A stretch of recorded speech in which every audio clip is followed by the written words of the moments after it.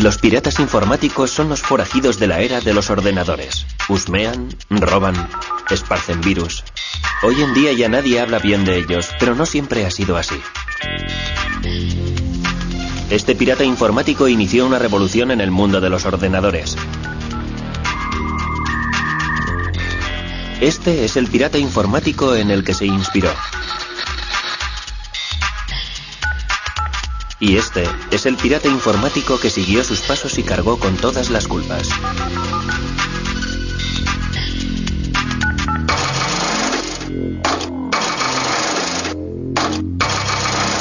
Historia secreta de los piratas informáticos. Estos tres rebeldes tecnológicos son los pioneros de la piratería electrónica. Para Steve Wozniak, la piratería informática es algo que tiene que ver con la creatividad. Logramos que la humanidad sufriera un gran cambio con aquellos pequeños ordenadores. Para John Draper, la piratería informática consiste en experimentar. Consiste en desmontar algo para mejorarlo, para conseguir que haga cosas diferentes, cosas más inteligentes. Ah, sí, hola, es Steve. estupendo ¿Qué tal volver te va, a verte, chico? En cuanto a Kevin Mitnick, la piratería informática es una forma de subversión. Se trata de revelar conocimientos prohibidos, de hacer travesuras, de intentar ser más listo que los demás. Se trata de buscar información. Es un reto intelectual.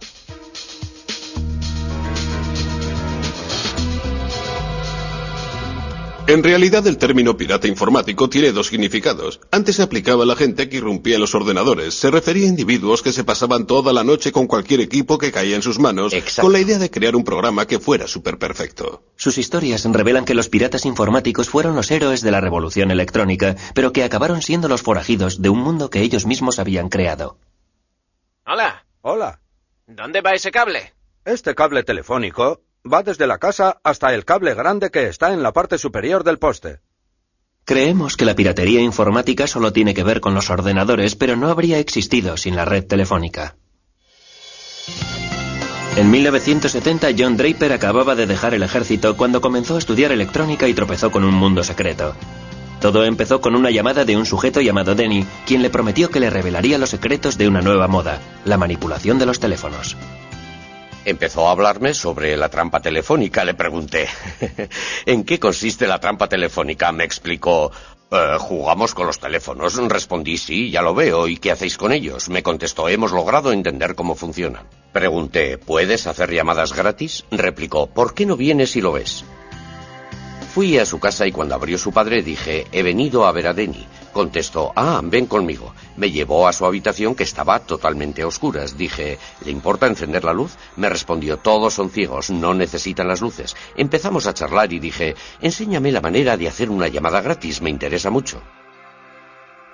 Sabíamos que era ilegal, pero que eso le daba más emoción. Se trataba no de timar a las compañías, sino del reto tecnológico de conseguirlo. En una época en la que las conferencias a lugares distantes eran todo un lujo, los manipuladores de los teléfonos dieron con el modo de hacerlas gratis. Las redes telefónicas estaban controladas por tonos. Introducirse en ellas era fácil si se contaba con el equipo adecuado. Y podía conseguirse totalmente gratis en un paquete de cereales de los utilizados para desayunar. Esto que tengo aquí es el silbato del Capitán Crunch. Si tapas este agujero de aquí así, se convierte en 2600. Y cuando lo hace sonar en el teléfono, el sonido sordo que se escucha lo reconoce e indica que puedes proceder a efectuar la llamada.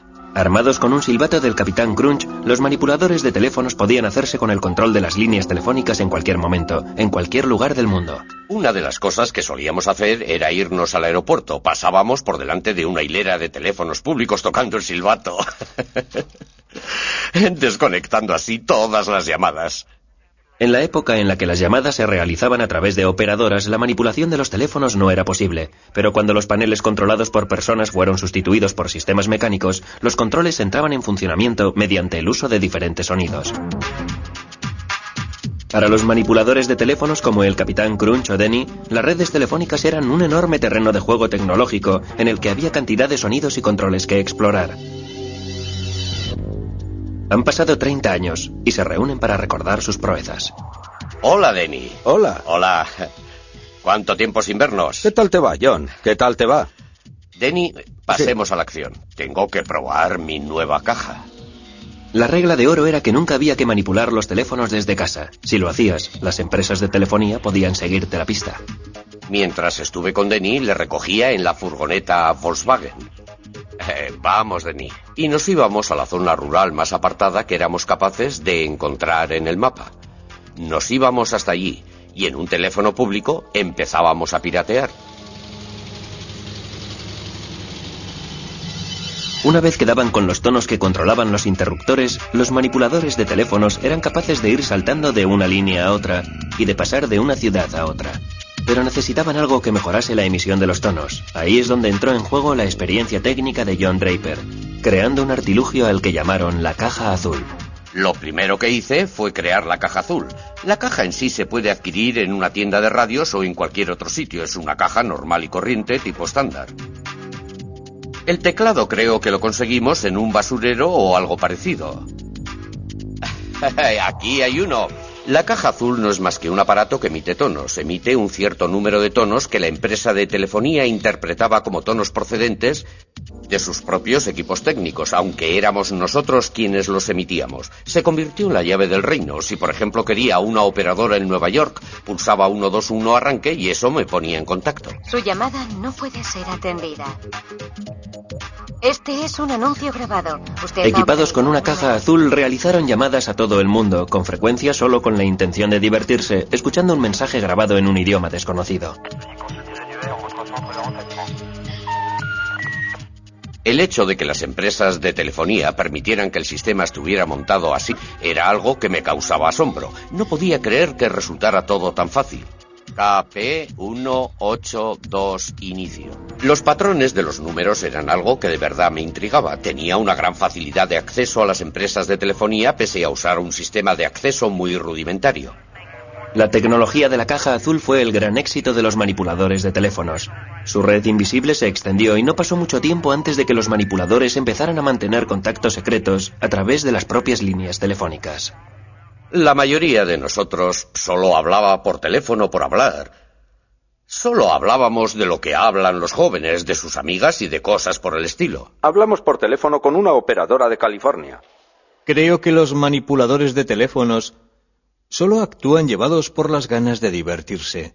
En aquella época, la red telefónica era uno de los sistemas más complejos que había, y que alguien conociera todos sus pormenores no dejaba de ser un descubrimiento importante.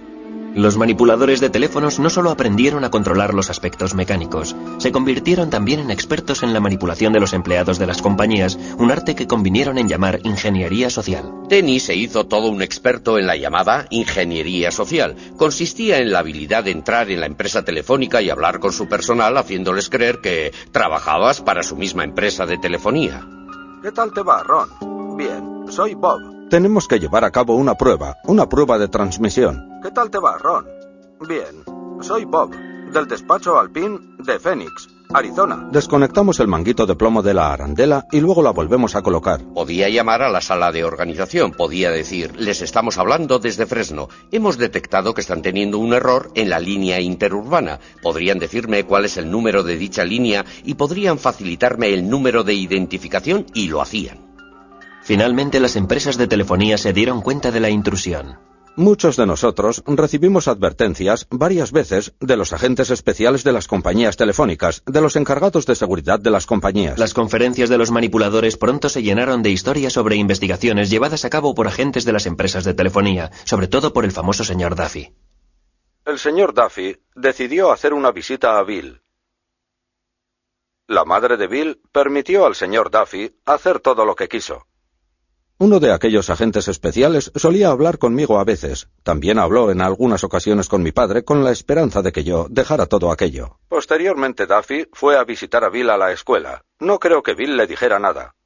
Dejábamos de hacerlo durante una temporada, pero como nos divertía, volvíamos a hacerlo una y otra vez. El señor Duffy pronto quedó eclipsado por una amenaza mucho más seria: ser expuestos a la luz en un medio de comunicación de difusión nacional, gracias a Ron Rosenbaum, un periodista neoyorquino. Fue como entrar en el mundo de los forajidos electrónicos de Alicia en el País de las Maravillas. Estaban enviando mensajes fuera de los canales convencionales y además estaban creando el miedo a la intromisión en las comunicaciones. Creo que los manipuladores del teléfono respondían a la paranoia generalizada que sentía el público respecto a los teléfonos y a las comunicaciones. Debido al movimiento antibelicista y a la reacción del FBI, todo el mundo pensaba que su teléfono estaba intervenido. El teléfono fue una especie de foco de paranoia general sobre la intrusión del Estado, sobre la falta de intimidad, sobre toda esa clase de cosas. Rosenbaum logró dar con la pista de Denny y Joe Angresia. Sin embargo, el Capitán Crunch se mostró más esquivo. El Capitán Crunch era uno de los grandes personajes norteamericanos, una especie de superhéroe de fantasía creado en el país. Todos los que fueron entrevistados por Ron Rosenbaum habían mencionado al Capitán Crunch. Por esa razón le llamé y le dije, no nos gustaría que publicara usted ese artículo porque, en serio, no es una buena idea.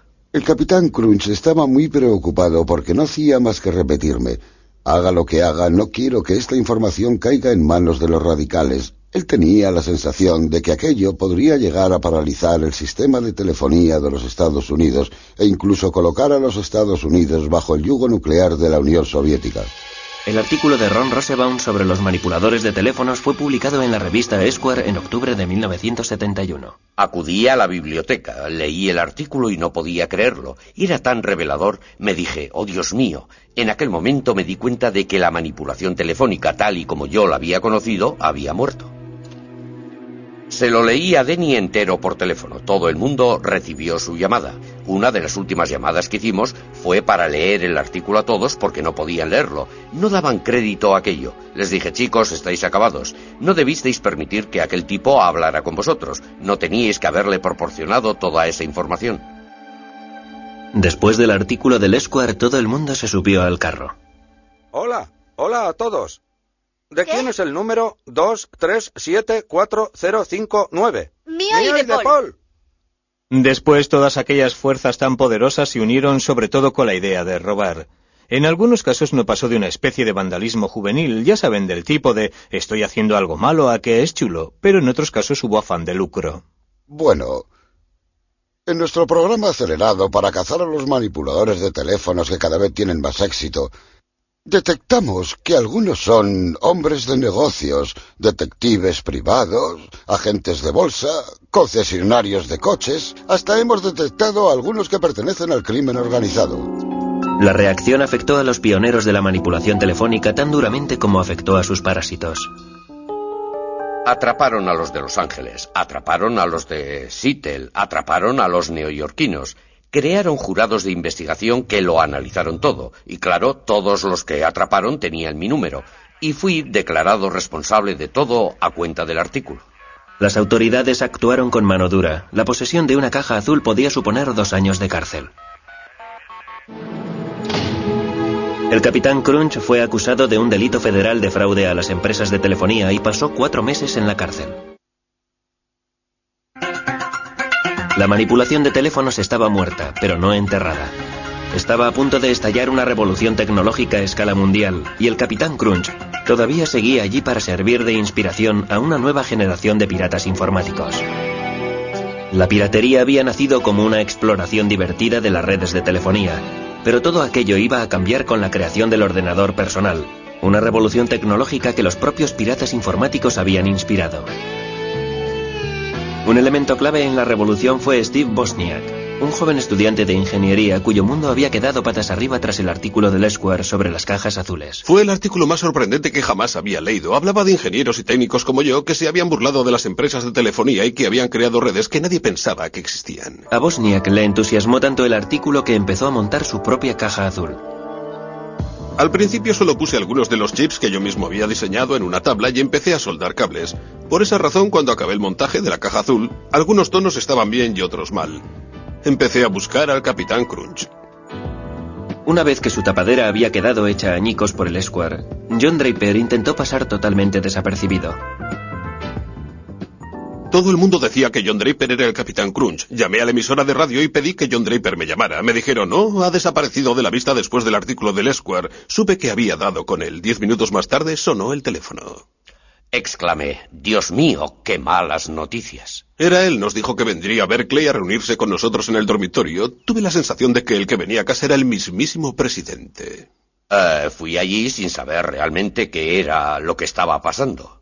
Wolf quiso que le enseñara a utilizar la caja azul, él acababa de montar una. Me había hecho a la idea de que se trataba de un tío muy ligón y resultón con las chicas, y cuando se presentó en la puerta de alguna manera no coincidía con la idea que me había forjado de él. Dijo, soy el Capitán Crunch. Dije, bien chicos, la verdad, no creo que tenga ganas de hacer esto. Me contestó, está bien. Me sentí todo un héroe. Añadí, me imagino que no pasará nada. Al fin y al cabo estoy en un dormitorio y será muy difícil que alguien detecte la llamada. Woz me preguntó, ¿podemos telefonear al Papa? Le contesté, pienso que sí. Cogí el número del Vaticano y llamamos preguntando por el Papa. Nos dijeron, el Papa no está disponible en estos momentos. Eran como las 4 de la madrugada. Aquella misma noche empecé a aprender códigos y técnicas de John Draper y de los demás para utilizarlas para hablar con las operadoras, y las semanas siguientes las dediqué a hacer prácticas para ver hasta dónde podía llegar.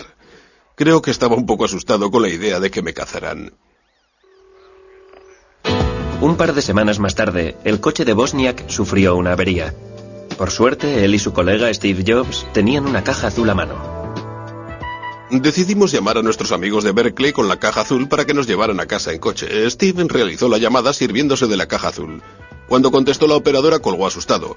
Volvió a llamar. Al contestar la operadora colgó otra vez de lo asustado que estaba. Fue cuando apareció un poli. Estaba en la cabina con una caja azul en las manos. Oh, Dios mío. Seguro que el poli pensó que éramos drogadictos, porque yo llevaba el pelo muy largo. Steve me pasó la caja azul y la introduje en el bolsillo de mi abrigo. Me preguntó, ¿qué es esto? Si se pulsaban los botones emitían tonos, por eso contesté, es un sintetizador musical electrónico. El poli le dijo que estaba desafinado. Preguntó, ¿para qué es el botón naranja? ¿Es con el que pirateáis las líneas? Steve le contestó, es para calibrar. El agente preguntó, ¿qué hay que calibrar? Pasé miedo. Supimos que nos habían cogido, nos metieron en el coche patrulla, los dos polis iban en el asiento delantero y Steve y yo en el de atrás. El poli que iba de copiloto se dio la vuelta. El poli se dio la vuelta hacia Woz y le dijo, un tipo llamado Moog te ha delatado. Era un sintetizador Moog. Mientras Steve Wozniak y el Capitán Crunch andaban enredando con los teléfonos, los despiertos chicos de las empresas del cercano Valle del Silicio estaban consiguiendo grandes avances en la tecnología informática. Sin embargo, a principios de los años 70 los ordenadores eran todavía unas máquinas enormes muy impersonales al servicio de unas empresas enormes muy impersonales. Se empezó con lo de los ordenadores con el fin de descifrar códigos, detectar misiles, crear armas para la guerra. Ese fue en realidad el origen de los ordenadores modernos. Luego fueron apareciendo los que manejaban enormes y complejas bases de datos con fines comerciales. Los ordenadores se consideraban como aparatos que no había que tocar. No se podía entrar donde hubiera un ordenador. Había que mantener las distancias, pero mostrar reverencia y respeto a quienes supieran manejarlos. Pero en aquella época el respeto era un bien bastante escaso. A finales de los años 60 hasta los ingenieros informáticos tenían ya su contracultura. Lo bautizaron piratería informática. Los objetivos prácticos eran secundarios, lo importante era lo que los piratas informáticos denominaban el puro placer de la exploración, un sentimiento que los manipuladores de teléfonos hubieran reconocido como propio. Los manipuladores de los teléfonos estaban aprendiendo cómo utilizar una tecnología, cómo introducirse, cómo utilizar y expandir la tecnología por caminos que en general no estaban al alcance del público. De la misma forma, la piratería informática iba ampliando sus fronteras, iba aprendiendo a explorar los ordenadores para conseguir que hicieran cosas que la gente afirmaba eran incapaces de hacer.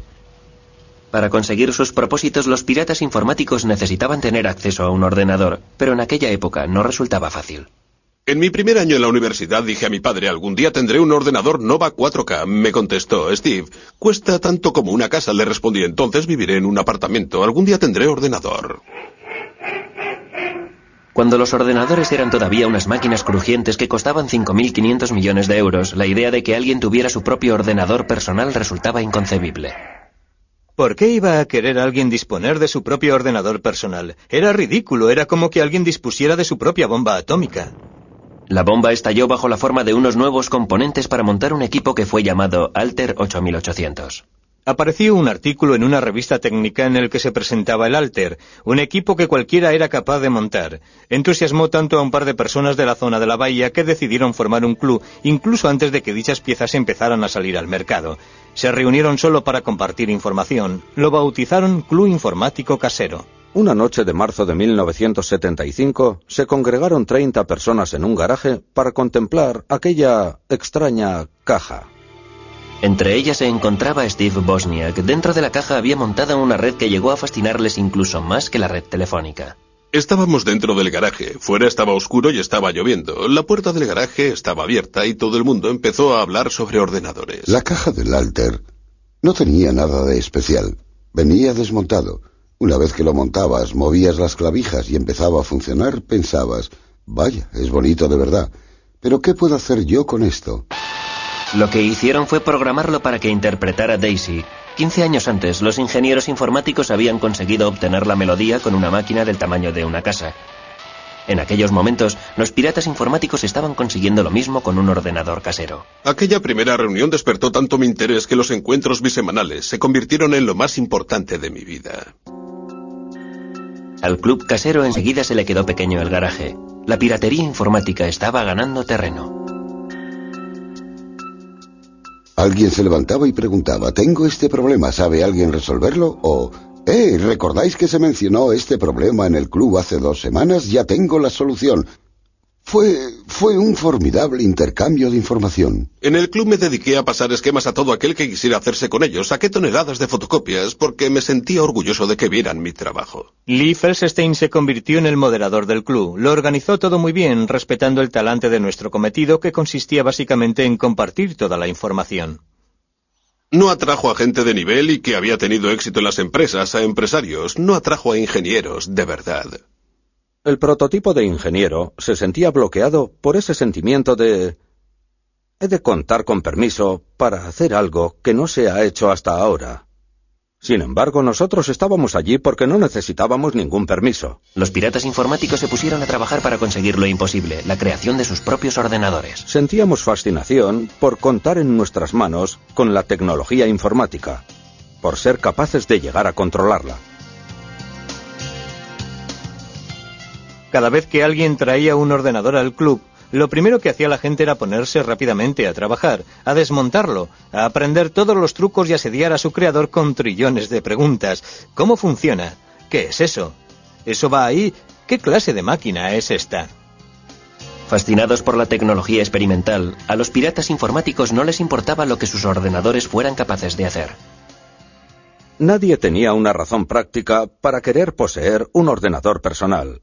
Siempre se inventaban razones como llevar bien el balance de las cuentas, o guardar unas recetas, o controlar cosas de la casa, pero casi nadie hacía nada de eso. Eso es sentimiento de culpabilidad. ¿Acaso se le pregunta a alguien, está muy bien, pero ¿qué haces con tu tren a escala? Nada, juego con él, disfruto con él, es divertido enredar con él, me divierto experimentando con él. Pero con aquellos experimentos se lograron auténticos avances. Empecé a darle vueltas a las cosas en mi cabeza y creé un pequeño truco que consistía en que si tenía unos pocos datos y los encerraba en un círculo, resultaba, por extraño que parezca, que si los sincronizaba bien, en la pantalla aparecían colores, como si se tratara de una televisión en color. Estoy convencido de que las cosas más importantes con las que contamos hoy día en los ordenadores fueron creadas por ellos. Los miembros del club lograron que los ordenadores hicieran cosas impensables. Crearon juegos y música con ellos, crearon gráficos y programas de dibujo. En el club, la piratería estaba viviendo su época dorada. Steve Wozniak trabajaba día y noche en su garaje con el fin de crear un ordenador perfecto. Yo creo que Woz fue el pirata informático más grande de todos. Era capaz de diseñar hardware, era capaz de diseñar software a partir de un lápiz y papel y hacer que funcionara. Todos los que echaban un vistazo a los circuitos que yo hacía decían, vaya, este individuo no se limita a hacer lo que enseñan ahí fuera. Él era capaz de hacer cosas que los demás no hacían, de establecer conexiones que los demás no hacían. Lo que me gustaba de los piratas informáticos es que tenían una forma distinta, una mejor forma de ver aquel mundo que les permitía establecer todo tipo de conexiones. Los piratas informáticos experimentaban con cualquier hardware o software al que podían tener acceso aunque no fuera suyo. Sin embargo, no todo el mundo tenía la idea de compartir. En 1976, el Club Casero recibió una carta hiriente de otro pionero informático.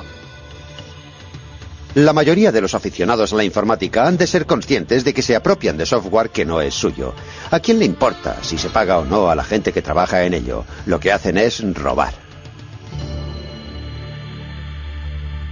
En el que después se convertiría en un momento clave en la historia de la industria informática, Bill Gates escribió una carta desairada a los miembros del club en la que decía: «Un momento, yo escribí esto por dinero, no podéis distribuirlo, no es gratis, es trabajo».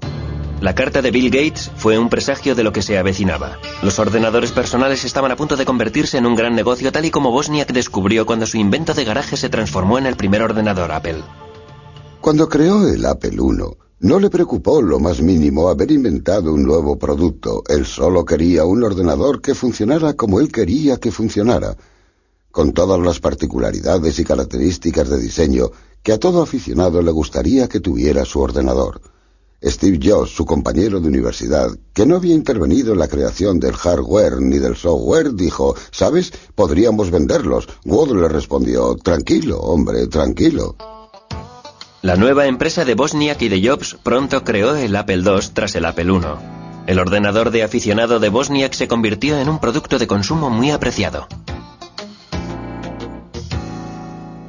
El Apple II introdujo la idea de que lo que se compraba era una caja de plástico parecida a una radio o a un aparato de alta fidelidad. Uno se lo llevaba a casa, lo enchufaba y empezaba a funcionar. Al tener que montar los primeros Apples a mano en el dormitorio de Wozniak, el proyecto no tenía visos de ser muy ambicioso. Pronto fue muy diferente.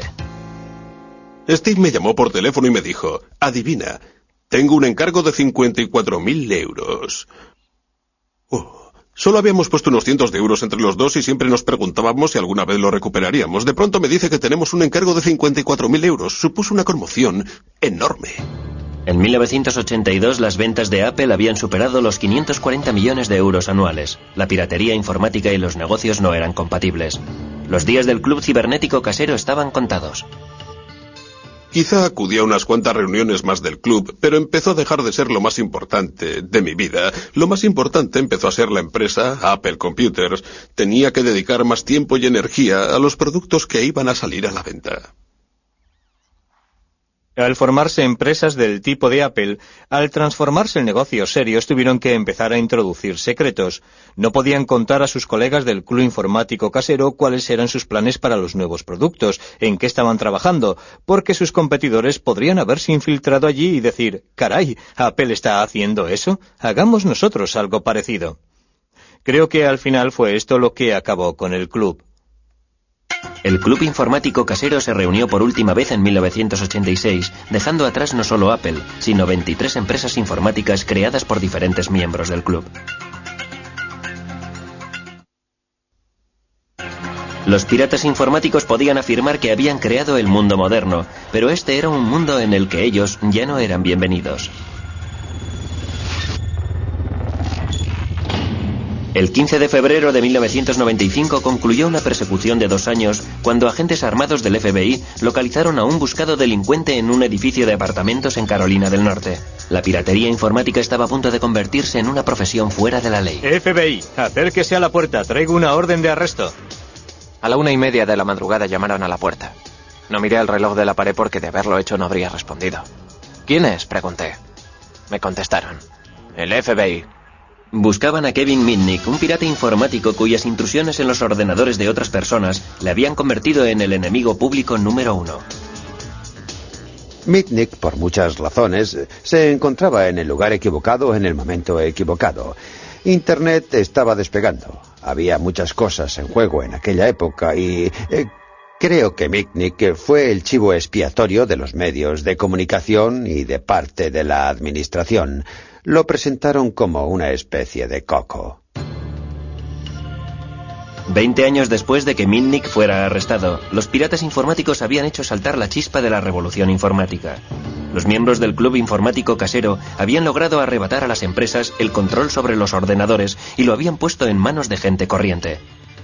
Kevin era hijo de aquella revolución. En el instituto, todo el mundo fumaba drogas, bebía, iba a fiestas. Yo no estaba metido en aquello. Por la razón que fuera, no me gustaba salir. Yo disfrutaba con aficiones, bueno, Aficiones que eran mucho más individualistas. En la generación de Mitnick había todo un campo electrónico que explorar. Las empresas y las administraciones empezaron a conectar entre sí sus ordenadores. El sistema telefónico ofrecía un atajo a esas redes tan seductoras. Era como si la red fuera el universo. Star Trek. Era ir donde jamás había estado el hombre. La red informática, las redes telefónicas, era ir a donde jamás había ido un pirata informático. No disponía de un ordenador personal. Empezó a piratear en la cadena de tiendas Radio Shack. Utilizaba los módems de los ordenadores de las tiendas para entrar en ordenadores de otros lugares. La nueva generación de piratas informáticos se inspiró en los forajidos electrónicos de épocas pasadas, como el Capitán Crunch, el manipulador de teléfonos. Era alguien a quien yo admiraba mucho, debido a su inteligencia, debido a sus habilidades y a sus conocimientos del sistema telefónico. Al igual que los manipuladores de teléfonos, Mitnick utilizó una amplia gama de habilidades para llevar a cabo la piratería informática. Tan importante como saber hacerlo era la ingeniería social, la habilidad para engatusar y trampear, para hacerse con información útil a través de empleados ingenuos. Con solo 17 años, Mitnick y sus amigos fanfarroneaban de haber logrado burlar a un guarda para introducirse en el mismísimo cuartel general de una empresa de telefonía y robar unos importantes manuales técnicos. Fue como entrar en una tienda de golosinas. Queríamos leer aquellos manuales para enterarnos de cómo funcionaba todo el sistema. Aquel delito le valió una condena adecuada a su edad.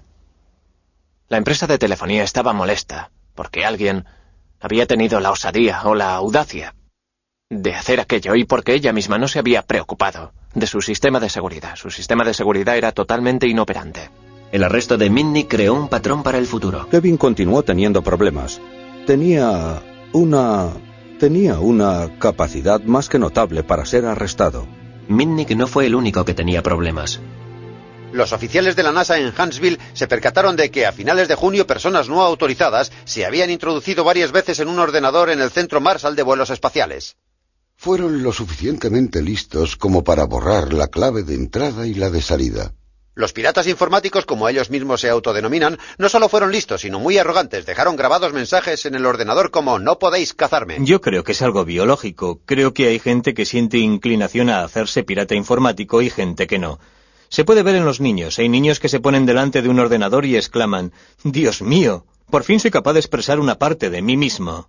Las investigaciones llevaron al FBI a la casa de 4 adolescentes, todos los cuales iban a un colegio elitista. Allí es donde Michael Strickland dice que consiguió el número del ordenador de la NASA. Bueno, el número estaba en la lista del módem de Huntsville como un número más. Evidentemente era un error. A pesar de todo, tomé la decisión de hacer la llamada. El término pirata informático empezó a vaciarse debido a la gente que no estaba imbuida del espíritu de los piratas informáticos que irrumpieron por primera vez en los ordenadores. Hubo muchas intrusiones realizadas por adolescentes que se hacían con las claves o que aprovechaban las debilidades del sistema para introducirse en los ordenadores. Hizo falta una película de Hollywood para que el enfado se convirtiera en pánico. De repente hicieron una película, Juegos de Guerra, que tuvo un gran éxito de taquilla. Una película que ensalzaba la utilización de los ordenadores para introducirse en unos sistemas muy potentes y en la que casi hacen que estalle la Tercera Guerra Mundial. El significado de la palabra pirata cambió de la noche a la mañana. Un pirata informático pasó a ser un crío mofletudo lo bastante listo como para introducirse en una red informática perteneciente a una enorme organización militar. La emoción estaba en entrar donde no debías y en intentar que no te detectaran. La pasión que Mitnick sentía por explorar nuevos campos fue creciendo. Tomó la costumbre de dejar sola a su esposa para ir a un motel barato y así piratear las 24 horas al día los 7 días de la semana. Con la llegada de Internet no había ya nada que le frenara. Hasta la fecha resulta difícil hacer de Internet algo seguro porque fue creada para que la información navegara sin ningún tipo de cortapisas. Fue concebida con principios muy abiertos. Nadie es propietario de los protocolos que rigen Internet, por lo tanto todo el mundo puede hacer uso de ella. Pero el tiempo pasaba rápido, la frontera de los piratas informáticos había desaparecido. Internet iba a convertirse en una herramienta de trabajo. Los piratas ya no eran bien recibidos. A finales de los años 70 y principios de los 80, te animaban a practicar la piratería informática. Era lo que se llevaba. No era considerada un delito, sino más bien pura agudeza. Era una afición divertida. La sociedad que me rodeaba, la de mi entorno, fue cambiando. Yo estaba tan metido en la manipulación de teléfonos y en la piratería informática que no me percaté del cambio que se estaba dando en la sociedad de mi entorno. Sentía por ellas auténtica pasión e interés. Los experimentos de los piratas informáticos como Mitnick se convirtieron en un problema a la hora de aplicar las leyes. Las cosas habían cambiado. Aquel no era ya el mundo en el que había crecido el club informático casero. La piratería pasó a ser asunto del FBI. Los delitos informáticos se han hecho cada vez más importantes a medida que los ordenadores han ido entrando cada vez más en Internet. Nos llegan muchas más quejas. Era un nuevo tipo de delito. No había ventanas rotas, coches que se daban a la fuga, ni huellas dactilares. Tuvimos que ponernos al día no solo en las nuevas tecnologías, sino que también en las técnicas innovadoras utilizadas por los delincuentes. Pero Mitnick fue eligiendo objetivos cada vez más grandes. En 1988 pirateó la red de DEC, un gigante de la informática, y copió detalles de su software que eran de alto secreto. No pasó mucho tiempo antes de que el FBI fuera a por él.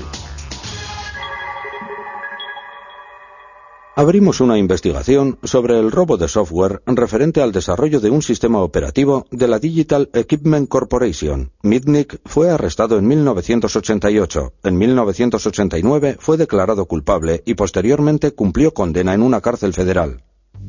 DEC declaró que el pirata Lado Oscuro le había causado daños por valor de 4.300.000 euros. En el juicio, Mitnick se dio cuenta del miedo que el mundo sentía por los piratas informáticos.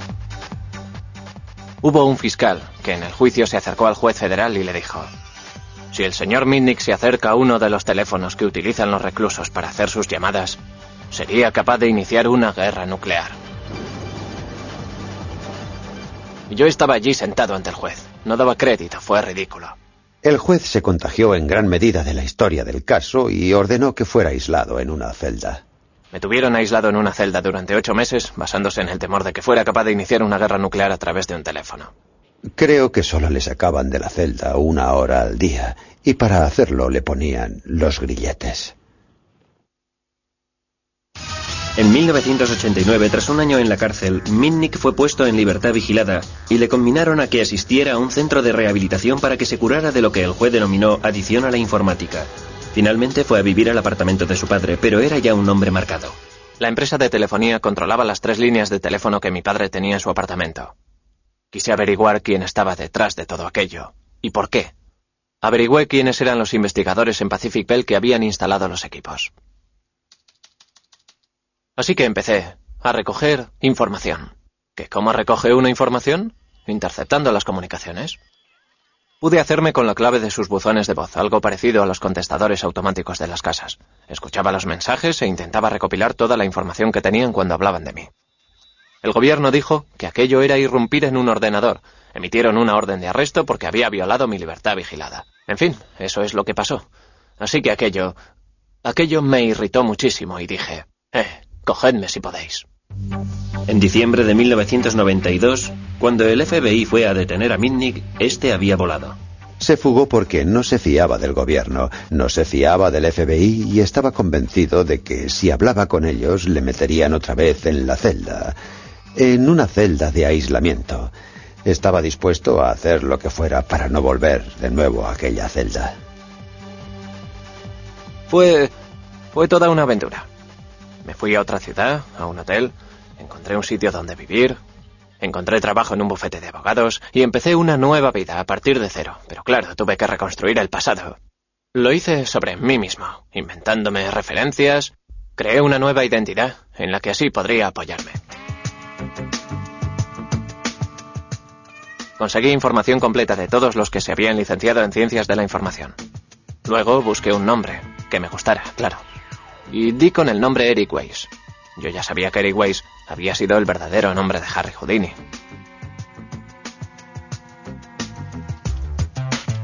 Estuve trabajando en el bufete de abogados de Denver durante un año.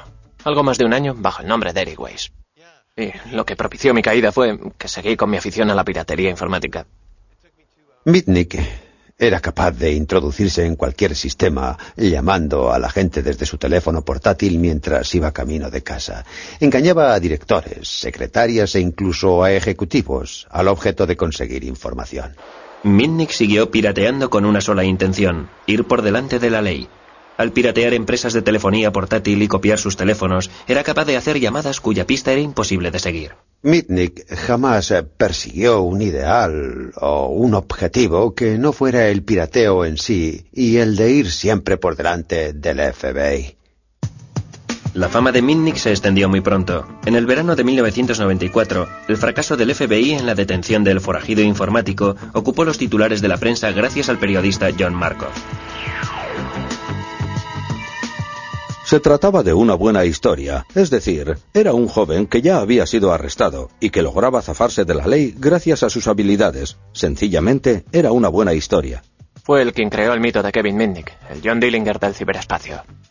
Creo que presentaron más de 60 denuncias sin pruebas que figuraban como hechos, como por ejemplo que había irrumpido en el NORA. Contaron historias falsas sobre el banco Security Pacific y que había pinchado los teléfonos del FBI.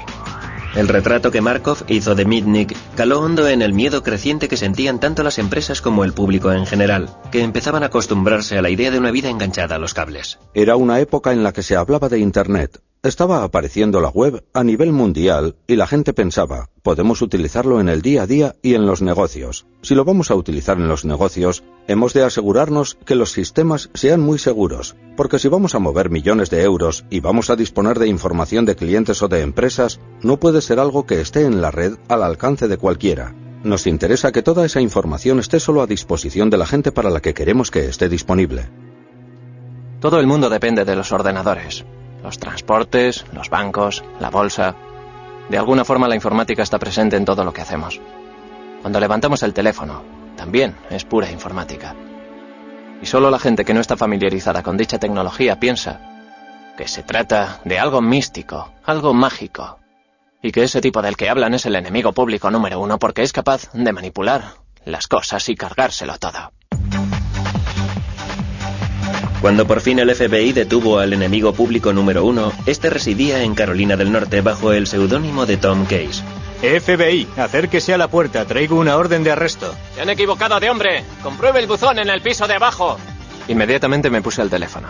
Les dije a mis familiares dónde estaba, porque no tenían ni idea de que residía en Carolina del Norte. Me puse en contacto con mi abogado. ¡Un momento! Le conté que tenía al FBI en la puerta. Y acabé abriendo la puerta, solo un poco, para mirar. ¿Quiénes son ustedes? Inmediatamente empujaron la puerta y preguntaron, ¿es usted Kevin Mitnick? Respondí, no, y dije, me llamo Tom Case. ¿Por qué han irrumpido ustedes en mi casa? ¿Acaso no comprueban los buzones antes de importunar a alguien? Hice el papel de ingenuo y de que estaba enfadado. ¿Traen una orden de registro? La tenemos si es usted Kevin Mitnick. Dije, ya, pero no soy Mitnick. ¿Dónde está la orden? Y me dijeron, queremos llevarle al cuartel general del FBI para comprobar sus huellas dactilares y ver si realmente es usted o no Kevin Mitnick. De acuerdo, dije, por supuesto.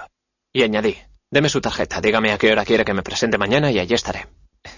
Me dijeron, no, tenemos que llevarle ahora mismo, no tenemos ningún interés en que esto se retrase. Arrestadle, ponedle las esposas.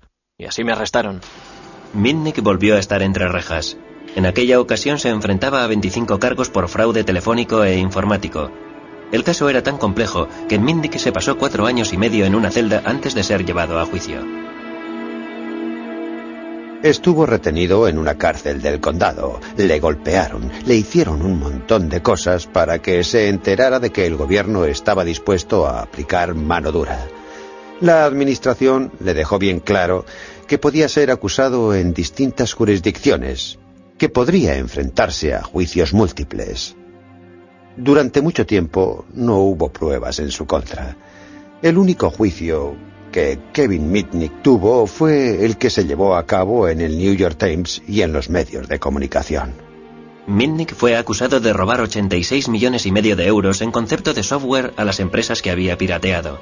Como defensa, él se basó en la ética del pirata informático, que dice que copiar software no es robar.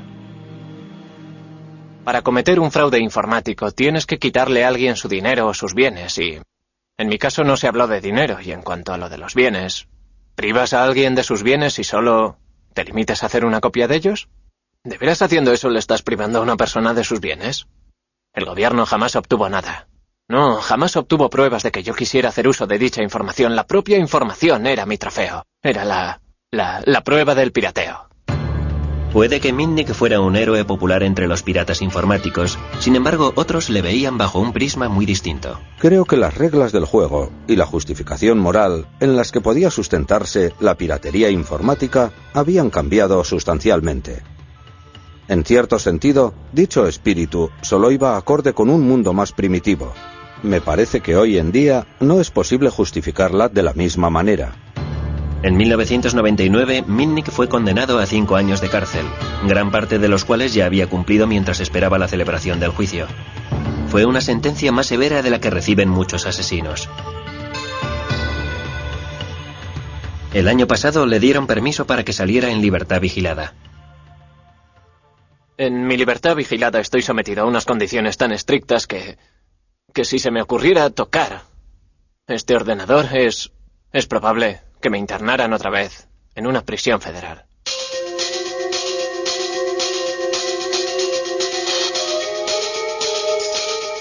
Puede que a Mitnick le hayan prohibido que toque un ordenador. Sin embargo, le está permitido reunirse con sus héroes, los piratas informáticos, el Capitán Crunch y Steve Wozniak. Es puro sensacionalismo hacer que los piratas informáticos representen una amenaza a nuestra forma de vivir, a nuestra seguridad, a nuestro dinero y a todo lo demás que hay en el mundo. La gente no acaba de entender a las mentes curiosas. Siempre habrá un grupo de jóvenes brillantes y técnicos que hurgarán y se preguntarán ¿qué es esto? ¿Qué pasaría si...? A estos pioneros les resulta muy difícil hacerse a la idea de que el pirata informático es actualmente un forajido. Lo cierto es que el mundo ha cambiado y lo único que queda son bonitos recuerdos y reliquias de un pasado glorioso. Oh, hace 30, 40 años o algo por el estilo. ¿Os trae eso viejos recuerdos? Claro que sí. No hay nada que yo cambiaría por el éxito que tuvo Apple, excepto el año que pasé en Berkeley. Y antes de eso ya existía el silbato del Capitán Crunch.